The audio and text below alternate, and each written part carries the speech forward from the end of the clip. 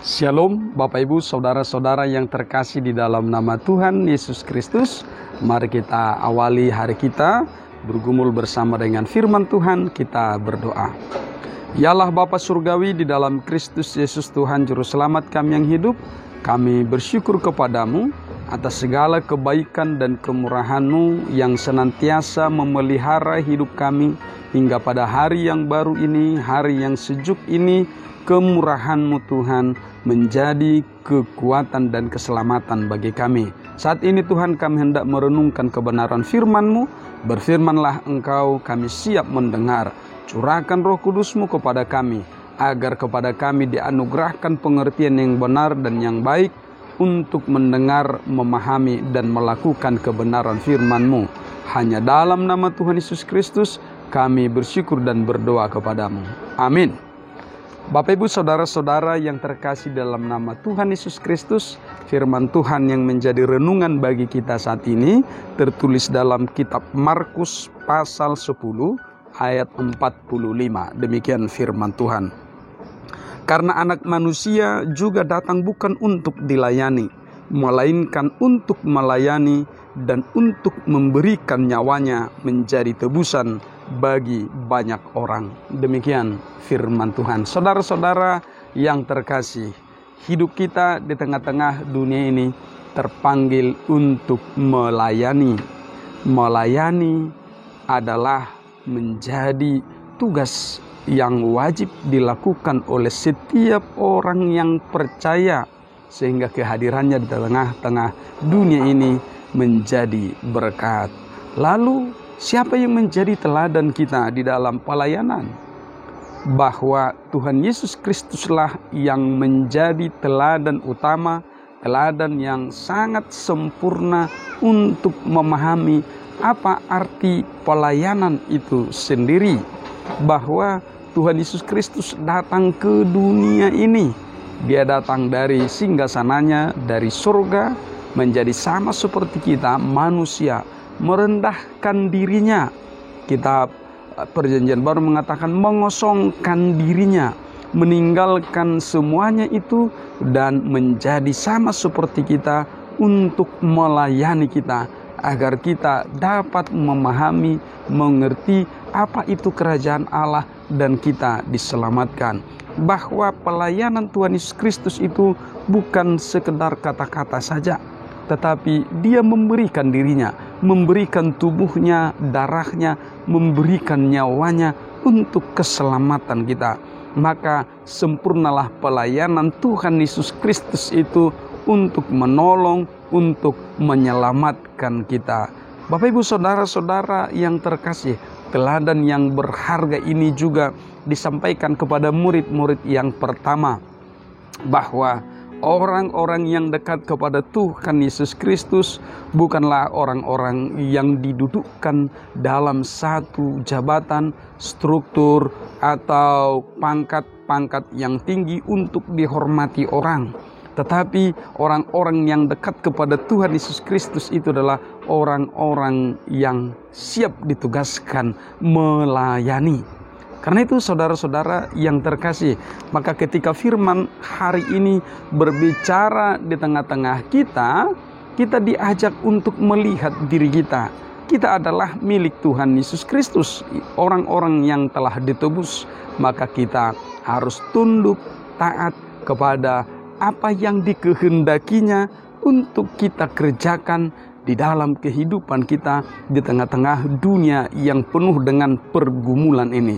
Saudara-saudara yang terkasih, maka satu hal yang mesti dimiliki oleh setiap orang yang percaya adalah kerendahan hati untuk memberikan diri, membagikan diri, membagikan apa yang ada pada kita sebagai wujud dari pelayanan itu sendiri.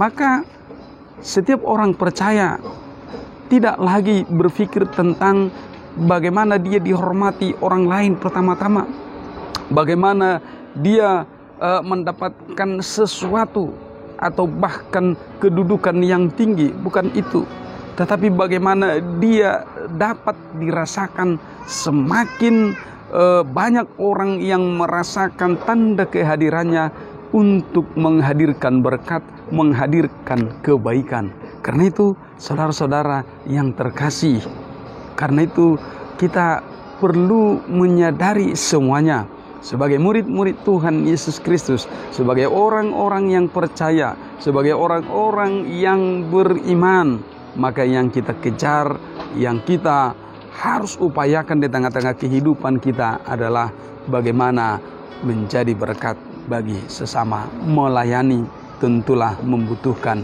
kerendahan hati. Karena anak manusia juga datang bukan untuk dilayani, melainkan untuk melayani dan untuk memberikan nyawanya menjadi tebusan bagi banyak orang.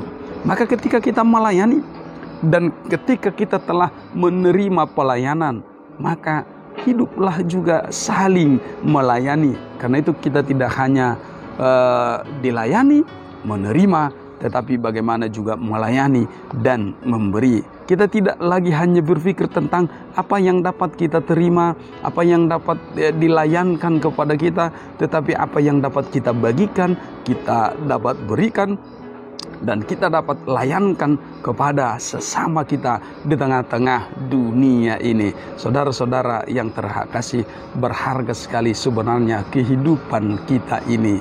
Teramat berharga kehidupan kita ini. Karena itu kalau Tuhan Yesus Kristus telah menjadi teladan yang berharga bagi kita, maka teruslah ikuti jejak Tuhan Yesus Kristus itu. Karena itu semua apa yang kita kerjakan, melayani dengan kesungguhan hati, melayani dengan kerendahan hati, melayani dengan tetap memandang kehendak Tuhan terjadi dalam hidup kita, maka tidak ada yang sia-sia. Tetapi Tuhan akan melihatnya, memandangnya. Tuhan akan senang akan setiap pekerjaan anak-anaknya yang dilakukan dengan prinsip melayani, saling melayani, menghadirkan diri menjadi berkat.